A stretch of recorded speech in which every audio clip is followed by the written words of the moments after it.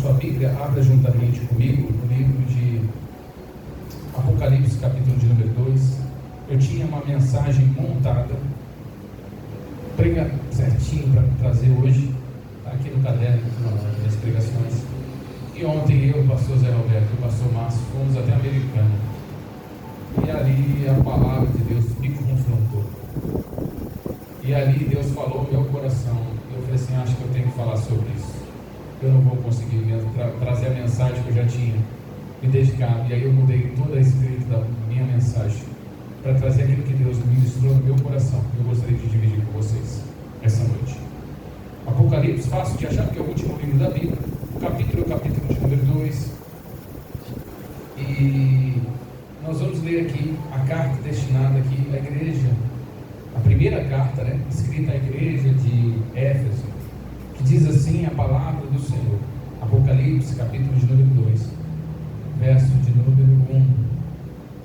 Escreve ao anjo da igreja que está em Éfeso.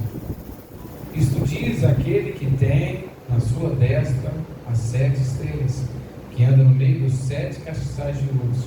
Conheço as tuas obras, e o teu trabalho, e a tua paciência, e que não podes sofrer os maus, e que puseste à prova os que dizem ser apóstolos, e não são,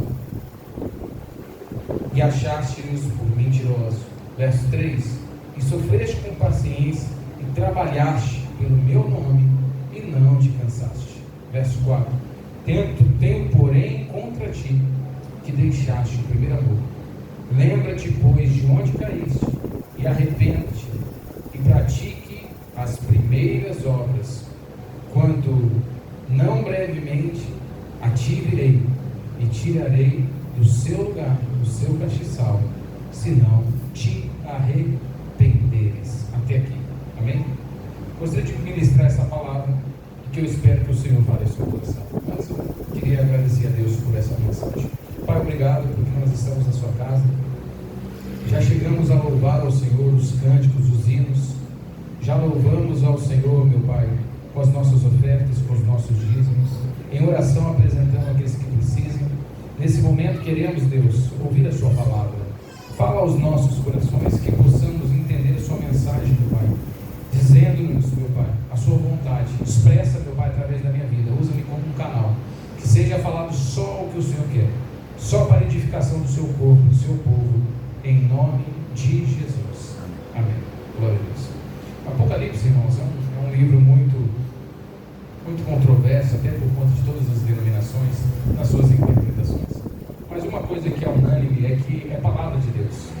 Em todo o livro do Apocalipse, a gente vê que fala que é o Espírito Santo que diz às igrejas. Fala, igreja. Então nós temos que ter a atenção daquilo que o Senhor ministra, daquilo que o Senhor está falando nas nossas vidas. Nós estamos aqui entrando na carta das igrejas, no capítulo de número 2 de Apocalipse. Quem escreve, quem está recebendo essa revelação é o apóstolo João. O apóstolo João, quero trazer a lembrança para você, foi um dos apóstolos que esteve com Cristo, caminhou com o Senhor, um dos 12. Ele estava ali nas obras, nas ações realizadas por Cristo. E o apóstolo João, assim como os demais apóstolos, foi perseguido. Ele também teve e passou as suas tribulações, as suas dificuldades por conta do cristianismo, a ponto de padecer, perder a sua própria vida, assim como os demais, por causa do Evangelho. Então o que me chama a atenção é que o apóstolo João, trabalhando em prol da obra do Senhor, do reino do Senhor, viu muitas coisas, assim como o próprio testemunho e vida do nosso Senhor Jesus Cristo, que deixou tanto exemplo, tanto legado, e ele talvez era uma das últimas testemunhas vivas daquilo que o Senhor fizera, da sua grande maioria. Claro que tinha discípulos, mas narrando aqui no livro de Apocalipse, o apóstolo João tinha muitas lembranças das realizações de Cristo. Só que agora ele não está falando do que foi feito, ele está falando de revelações da parte do Senhor. O apóstolo João está transcrevendo aqui uma mensagem vinda de Deus como uma exortação à igreja. Está falando as práticas da igreja. Então, que essa palavra, assim como descrita à igreja de Éfeso, seja descrita também em nós.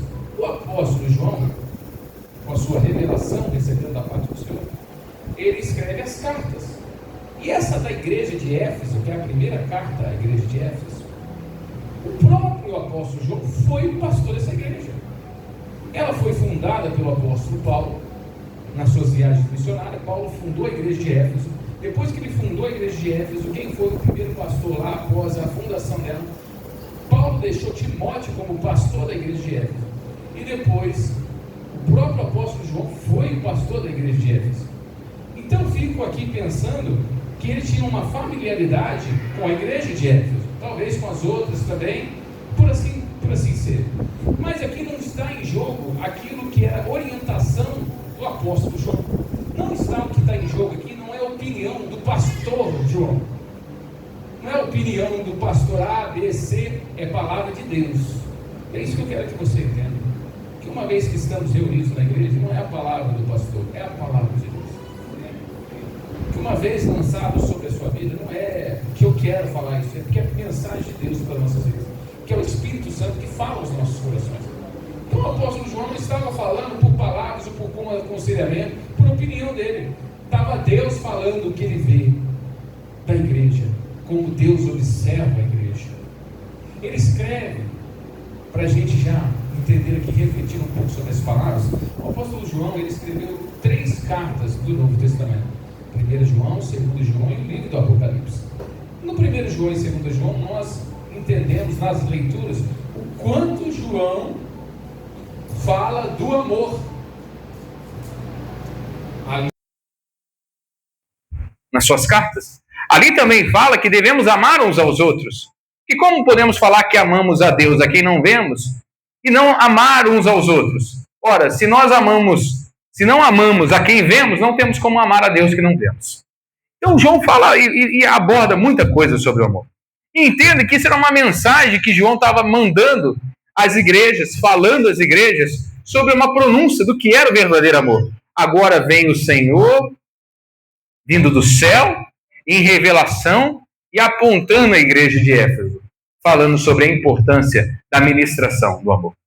E aí, então, ontem, nós estávamos lá recebendo a ministração, nós, os pastores, em comunhão com toda a nossa região aqui, com os pastores, e o pastor trouxe essa palavra. E aí, quando ele começa a escrever a igreja de Éfeso, meu coração foi se enchendo de alegria, vendo aqui o que o Senhor destacava da igreja de Éfeso. Volto a dizer, quando a gente viu no versículo de número 1, fala assim, ó, ao anjo da igreja que está em Éfeso. Isto é, aquele que tem as 7 estrelas, que tem os 7 castiçais de ouro, é ele que diz. E o que ele diz, esse anjo, à igreja? Ele diz, eu conheço as suas obras, o que vocês realizam de obras, e conheço também o trabalho, conheço a paciência, e que não toleras aqueles que são maus, e que colocam à prova os falsos apóstolos, que não são, e que acham por mentirosos. E aí, lendo, e sofrem com paciência, e trabalham em meu nome, e não te cansas. E o pastor ministrando, ele falou de muito trabalho, muita dedicação, sobre missões de trabalho, e eu fiquei muito feliz. Fiquei muito feliz em saber que nós trabalhamos em prol do céu. De coração. Ficamos muito felizes porque não achamos barreiras, não encontramos dificuldades para falar do amor de Cristo. Isso fiquei muito feliz de ver essa parte. Porém, a parte que continua o texto me chamou muita atenção. Que fala sobre como Deus enxerga o amor da igreja para com ele. Aí eu vi e falei assim, Deus, quanto margem ainda nós temos para evoluir nesse quesito aqui. Falamos dos trabalhos, da nossa ida, da nossa vida, e deixamos de lado agora. Mas quando Deus começa a falar, e é sobre isso que eu quero ministrar ao seu coração. E aqui, quando me perguntarem se nós podemos colocar aqui uma mensagem, essa palavra, eu quero escrever assim, ó, de volta ao primeiro amor. Eu quero falar para nós voltarmos a esse primeiro amor. O Senhor está falando à igreja de Éfeso, uma igreja que já foi estabelecida, já foi fundada, já entendeu a mensagem da salvação, já entendeu como que caminha espiritualmente com Cristo. Tem lá cartas aos Efésios, escrita por Paulo, tem toda a orientação, tem falando das batalhas espirituais, de virtudes espirituais, fala de tudo isso. Então, no conceito, na prática, a gente já entendeu o beabá. Talvez essa é a palavra. Nós já entendemos como se posicionar numa vida cristã, uma vida de oração, a importância espiritual de se abrir. Mas quando o Senhor aponta algo aqui, não temos como ir embora essa noite sem isso mexer com a gente. Porque isso mexeu comigo. Isso mexe comigo. E aí, quando ele expõe todo o trabalho e fala de tudo que a igreja vinha fazendo, produzido, ele chega ainda no verso de número 4 e fala assim: tenho, porém, contra ti que deixaste o primeiro amor. Opa! Aí aqui começa a acontecer uma coisa. Começa a ter um apontamento, irmão Beto. Deus começa a apontar alguma coisa. E assim, é ruim quando alguém aponta alguma coisa pra gente, não é verdade? A gente, quando é criança, a gente não gosta de ser apontado pelo pai com as pirraças, com o zelo que a gente faz, mas a gente, muda, tem que ficar, né? Que o pai tem que ensinar. Quem somos nós para educar? Aí nós ficamos velhos. Aí nós nos tornamos adultos. E aí depois de adulto é difícil a gente ser chamado a atenção de alguém pontuar alguma coisa, falar alguma coisa que é verdade sobre nós. E aqui o Senhor aponta, faz esse apontamento. Ele fala assim: olha, eu tenho, porém, contra ti que deixaste o teu primeiro amor. Talvez é difícil a gente entender isso. Sabe por quê? Porque eu começo a ler assim, e ali a gente estava, tipo, gabaritando, né? De fazer obras, grandes obras, que a igreja não pode ficar do lado de dentro, a igreja tem que ser pro lado de fora. E aí eu entendo tudo bem que, quando estava sendo ministrado, mas eu comecei a analisar isso aqui e falei assim: como que alguém que foi mencionado sobre a rotina da igreja como uma igreja que faz boas obras, faz boas ações, resiste às más palavras que não vêm da parte do Senhor, como um grupo desse que vive dessa maneira tão exemplar, tão bonito, como que um grupo desse tem um amor frio pelaquilo que o Senhor tem com a sua vida, com os seus dias. Para mim é uma conta que não fechava. Porque se a gente não tira o versículo 4 para baixo, o que a gente vai falar? Essa igreja é um excelente modelo. E é um modelo, não deixa de ser. É um grande exemplo. É um grande exemplo. A igreja realmente é. O ponto é a espiritualidade. A nossa espiritualidade. Entendeu agora ou não? O problema não é as ações. O problema não é o que falta no nosso calendário. O problema não é o que a gente ainda tem que fazer como igreja, como ação. Porque, irmão, fica tranquilo que eu, como um dos pastores da igreja, ninguém me precisa cobrar de nada. Porque, irmão, eu já me cobro tanto, eu chego nem dormir à noite, vocês não fazem ideia. Eu sei que a igreja precisa de mais isso, mais aquilo, mais aquilo, mais aquilo. Sei de tudo isso, sei de tudo isso. Sei de tudo que está faltando.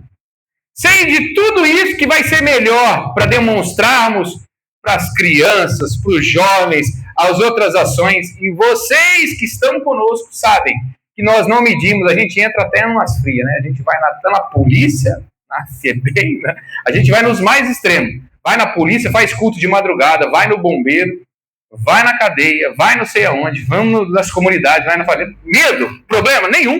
Porque nós sabemos que nós devemos fazer isso. Nossa obrigação. Mas a nossa espiritualidade, ela não pode faltar no nosso calendário do dia a dia. Está entendendo o que está falando aqui? As ações, a agenda, maravilhoso. O posicionamento quanto à palavra, maravilhoso. O anjo diz, está ótimo. O problema é a frieza.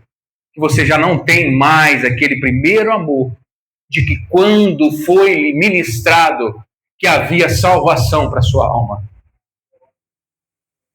Deus estava falando isso para a igreja, apontando isso à igreja.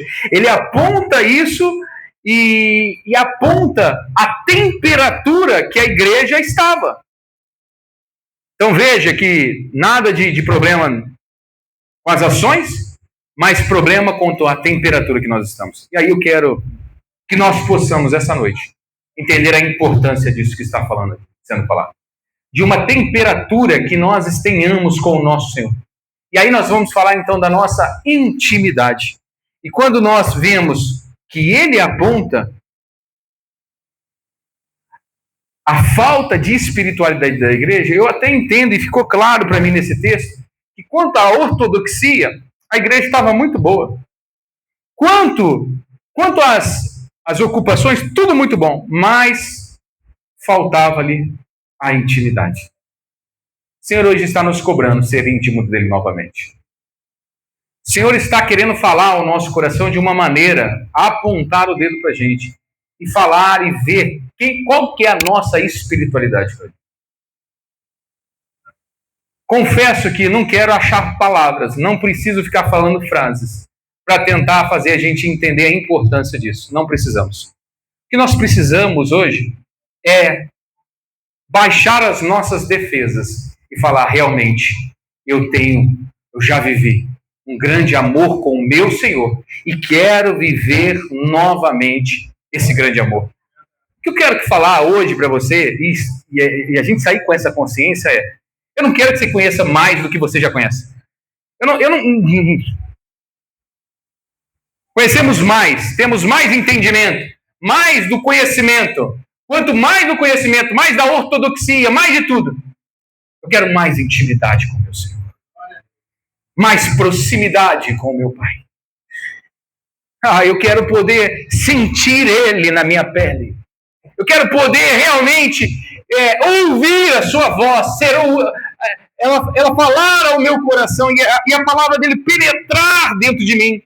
A ponto que eu saia das ministrações, a ponto de quando eu esteja sozinho na minha casa e eu ler apenas um salmo, aquilo se tornar um alimento para me fortalecer na minha rotina.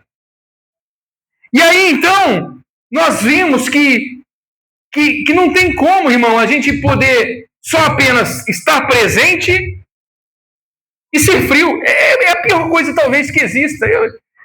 Se fosse para fazer alguma comparação, até a gente poder abordar de alguma maneira, é falar assim, eu não sei se você, que tem algum relacionamento conjugal, aceitaria de alguma forma o seu marido, por exemplo, deixa eu me colocar aqui talvez como uma posição, né, ocupando uma posição de marido. Uma mulher que tem o seu marido que paga as contas em dia. Um marido que não é infiel, que não trai ela. Um marido que é um bom pai, sabe, não bate na mulher. Que meu avô tinha uma teoria, meu avô era muito da roça, minha avó falava que o homem bom é o que bate, fuma, bebe e bate na mulher. Eu falava, meu pai do céu, vó, e minha avó falava que esse era o homem bom. Não é, tenho certeza que não é. E olhando pelo outro, ele não bebe, não fuma, não bate na mulher, também não, porque não tem carinho. Adianta? Não tem amor? Você, como uma esposa, aceitaria só ter as contas pagas?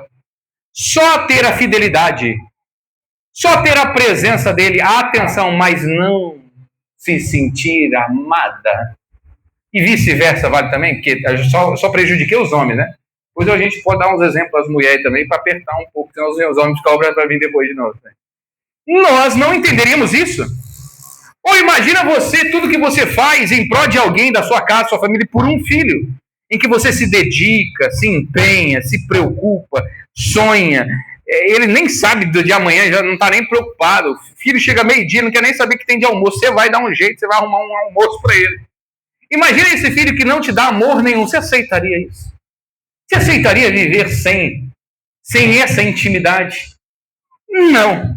Nós não conseguimos. Irmão, a gente aguenta um dia, 2, 3, 4, 5, um ano, mas depois não se torna um fardo?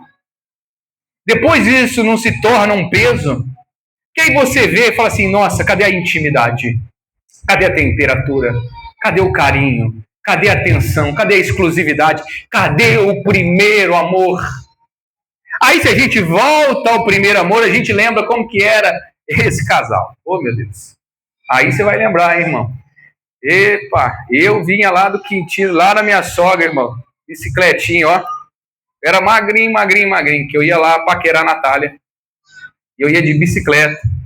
A gente não tinha celular, eu tinha que ir de bicicleta. Mas você vai de bicicleta, é lógico que eu vou, filho. Quem não dá assistência abre concorrência.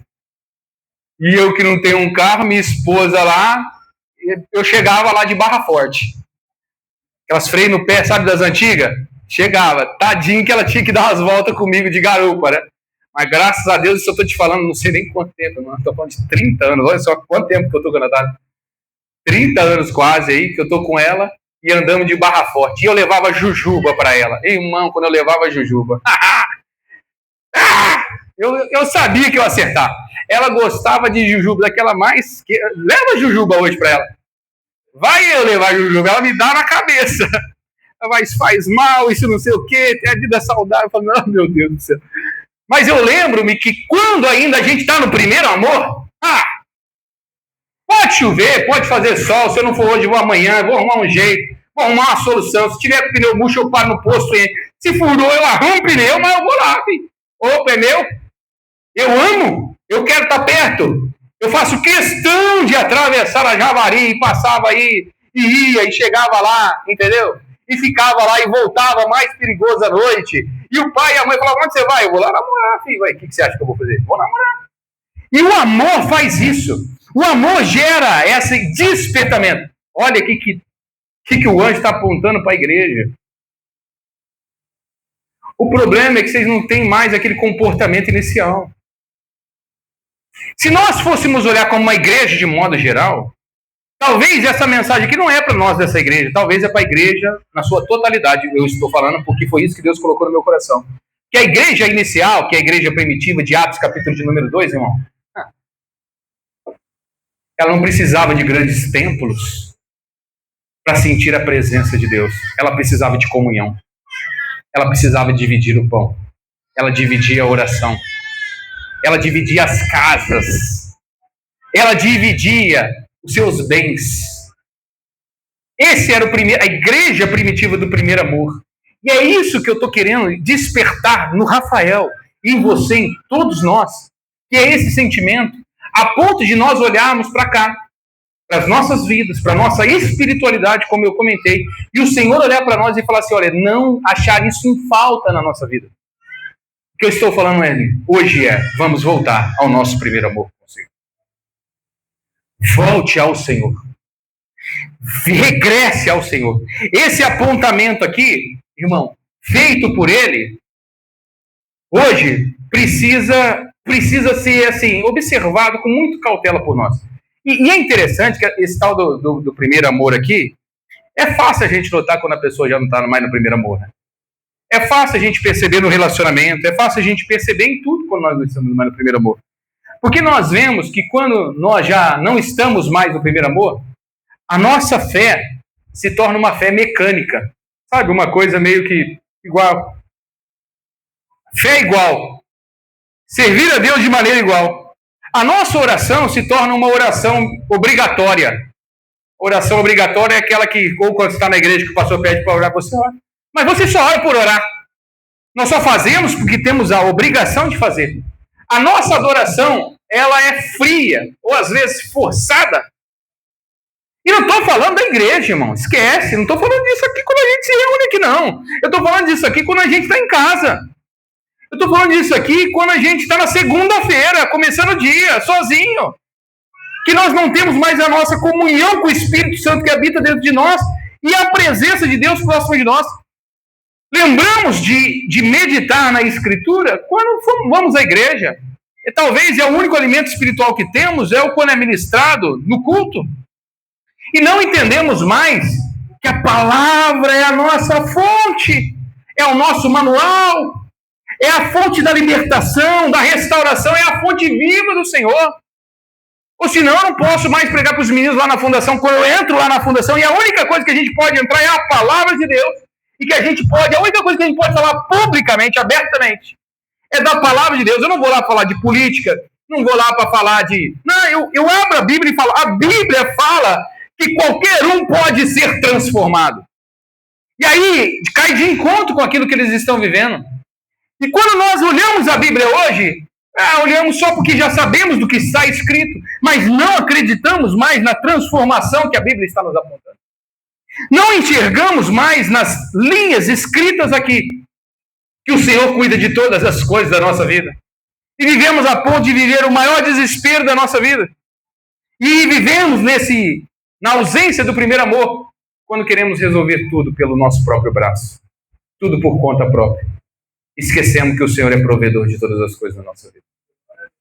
Chegamos na igreja, no culto de domingo, e aí vai começar às 7 horas da noite. Os irmãos que já estão e já conhecem a liturgia sabem. A irmã Sônia vai tocar 2 hinos. O pastor depois vai cantar mais uns cânticos, depois vai ter uma oração. A gente já fica na nossa cabeça, sei tudo que vai acontecer hoje. E o pastor, na hora que ele for pregar, ele vai falar um pouco dos meninos da Fundação Casa, vai falar lá de João 3,16, vai encerrar com uma oração, nós vamos para casa. O amor que se esfria é triste, quando tudo cai na mesmice. Mas eu quero falar para o Senhor, para vocês, meus irmãos, o meu coração é apaixonado pelo Senhor. Eu não posso fazer mais nada da minha vida que não ser me apegar com isso todos os dias. Aquecer a minha fonte disso. Nós temos que olhar com isso, sabe? Mas a gente não precisa ter vergonha. Eu não quero que você saia dessa noite aqui entendendo que eu estou querendo te mandar uma mensagem fora disso. Eu não quero mandar nada para você, irmão. Eu quero olhar a minha vida e ver aqui que o Senhor está apontando para mim. E aí eu entendo que se eu vivo o primeiro amor, eu vivo a minha vida espiritual como aquela que eu falei da minha amorosa, do meu início de relacionamento, que não foi diferente dos irmãos aqui não, né? Fala a verdade, né? Tinha uns que talvez ia na roça, né? Sei lá onde você ia. Ia comer uma comida ruim da sogra, sei lá. Ixi, deve ter passado cada uma aí que eu imagino. Mas que em todos os momentos, em todas as etapas, nós éramos atenciosos, preocupados, dedicados e muito mais do que isso. Sentíamos prazer em fazer aquilo. Eu quero que você desperte espiritualmente, para que você sinta prazer espiritualmente com o seu Deus, na intimidade com o seu Deus. Irmão, não adianta mudar de igreja. Não adianta sair dessa igreja para de trás, para da frente, não adianta. Não é o espaço. É você. Sou eu. Isso não tem a ver com o que está sendo falado. Tem a ver com o nosso amor com o nosso Criador. E é extraordinário viver perto de Deus. É maravilhoso lembrar todos os dias, irmão, que eu não sei a tempestade, o raio que vai vir, a muralha que eu vou enfrentar, o gigante obstáculo que vai vir. Eu sei que eu tenho promessa de Deus. E a maior promessa de Deus é essa, que Ele é Deus, Emanuel, Ele está comigo. O amanhã não preciso temer, porque Ele já estará providenciando o amanhã. Mesmo que tudo nessa terra se desfaleça e venhamos a morrer, nós estaremos na vida eterna com o nosso Senhor, que já está preparado. Então não tem como dar errado nada. Não tem como a gente não ser grato a Ele. Mas aqui está apontando a uma luta diária da nossa rotina, das nossas obrigações, dos nossos afazeres, que faz com que o nosso amor se esfrie. A rotina prejudica. As demandas prejudicam. As nossas escolhas nos afastam. Então essa noite é a noite da gente fazer novas escolhas para voltarmos ao nosso primeiro amor. É hora de abrirmos mão de muita coisa da nossa vida para voltarmos a ter uma adoração perfeita diante do nosso Senhor. Estou falando isso porque sou responsável com você. Sabe qual que é a minha responsabilidade como pastor, um dos pastores da igreja? Levar você até o céu comigo. É a minha responsabilidade. Não é a minha responsabilidade você ficar rico, ganhar dinheiro, mais, sabe? Até quero, tanto para mim como para você. Não é por causa disso que nós não vamos querer, né? Até quero também. Mas a minha responsabilidade que está sobre os meus ombros é chegarmos até o céu, agradecendo a Deus todos os dias, em todos os momentos. Louvado seja o Senhor. Amém, irmãos? Então é a gente olhar e analisar que a nossa vida, a nossa espiritualidade, o Senhor está nos convidando, volta ao primeiro amor. E aí, continuando o texto, eu já estou indo para a última parte, que ele fala assim, ó, tenho porém contra ti que deixaste o primeiro amor. E aí, no verso de número 5, ele fala assim, ó, lembra-te, pois, onde caíste, e arrepende-te, e pratique as primeiras obras. e quando não, brevemente a ti virei, e tirarei do seu lugar o seu castiçal, se não te arrependeres. Então, aí depois de ele apontar do que a gente está falando, é o ponto em questão aqui, ele fala assim, olha, lembra-te do que foi que faz você se afastar. Lembra-te de onde você caiu. Lembra-te do caminho errado que você pegou. Foi aqui que eu errei. Foi nessa escolha. E o Senhor está falando assim, olha, mas não só lembra daquilo ali para te castigar, volta e corrige os seus passos novamente. O Senhor está nos convidando hoje, irmão, não só a viver a espiritualidade, mas a corrigir o nosso caminho. Volto a dizer, de espiritualidade. Onde nós erramos, devemos parar de errar. Onde nos afastou do Senhor, devemos nos afastar desse lugar. Porque esse lugar está nos levando para a perdição. Agora o Senhor está nos convidando. Volta. Volta ao primeiro amor. Volta onde você errou. Caiu, volta que eu estou aguardando o seu retorno. Volta a estar comigo. O retorno ao início, ele é esclarecedor, porque é onde você tem a direção nova para onde você está indo. Porque muitos daqueles que saíram do caminho não lembram mais para onde estão indo. E esse é um grande problema. Quem não sabe para onde está indo, vai para qualquer lugar. E qualquer lugar de perdição. Porque a própria palavra de Deus fala que há caminhos que o homem parece direito, mas o final é morte. Provérbios capítulo 14, versículo de número 12.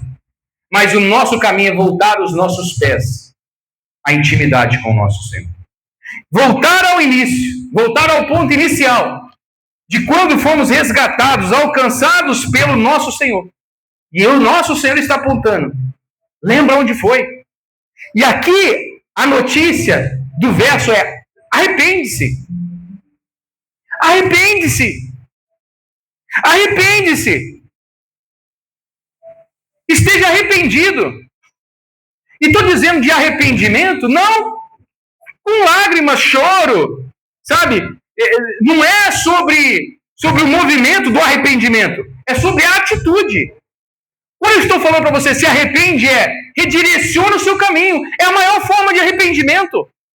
Eu não quero que você se dobre aqui e fique arrependido aí, faz 5 orações do Pai Nosso, vai ficar 1 hora de castigo aí que você tem que se arrepender. Aí você vai vir amanhã, se arrepende amanhã, se arrepende depois de amanhã, depois de amanhã. Não. E volta e pronto, arrependido. Não.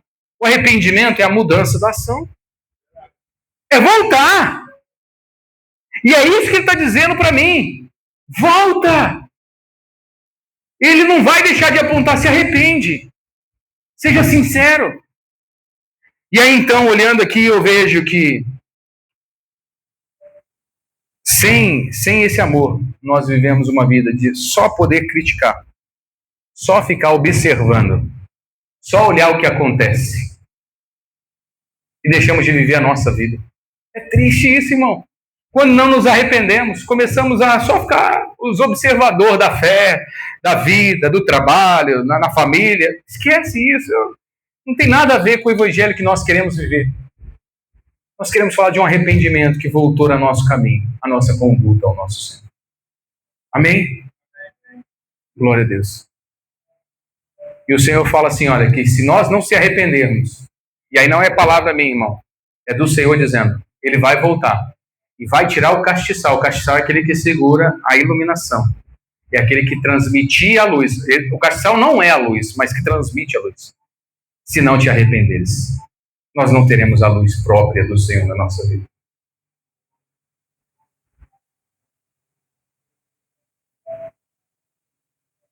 Eu teria muitas coisas para meditar, confesso que se eu estivesse montando essa palavra com o tempo. Graças a Deus não foi desse jeito. Deus colocou isso como uma chama no meu coração para falar isso com os irmãos. Para nós voltarmos ao amor. Porque eu olho no Antigo Testamento, quando o povo se desviou, e aí o trabalho que foi, irmão, para reconstruir os muros de Jerusalém. Meu Deus! Você lembra da história? O povo se afastou do Senhor. Desviou seus caminhos. Vamos trazer para a nossa vida, para a nossa rotina, para o nosso caminho. Desviou do Senhor, saiu da adoração, deixou de fazer. O que aconteceu? Veio a Babilônia e devastou Jerusalém. Como, pastor? Destruiu tudo, não deixou nada em pé. O templo caiu, o muro derrubado, a porta pegou fogo. A igreja não tem mais, a adoração não tem mais. A única coisa que resta na nossa vida, choro, lamento, tristeza, lembrança de um passado. Por mais de 100 anos, irmãos. 100 anos. Até Neemias voltar com os exiliados e começarem a reconstruir novamente os muros daquele lugar. Olha o trabalho que está quando nós nos desocupamos e nos afastamos. E quando está tudo em ruínas. Quando estamos distantes. E aí então, o trabalho que foi para reconstruir tudo aquilo de maneira material, né? A estrutura material. E depois a espiritual, então. Porque depois nós precisamos aprender a adorar a Deus novamente. Depois nós precisamos dobrar o nosso joelho novamente. Ser fiel a Deus nas nossas orações. Ser fiel a Deus na nossa comunhão. Ser fiel a Deus na gratidão. Ser fiel a Deus na nossa vida pessoal. E aí não tem quem pode mensurar você ou não. É só você e Deus. Os danos que nos causa se afastando do Senhor. Eu estou te convidando, irmão. Vamos nos voltar ao Senhor. Vamos voltar à adoração do primeiro amor. Vamos voltar a reacender a chama da palavra de Deus aos nossos corações. Retornar a ter um lugar de intimidade com o nosso Senhor. Um lugar secreto com o Senhor. Volte ao primeiro amor. Lembra do seu erro, vê onde você errou e vai reconstruir tudo novamente. Vamos voltar a viver diante de Deus. Amém? Convido você a se colocar de pé. Vou cantar mais um cântico. Ué, você consegue me ajudar na bateria?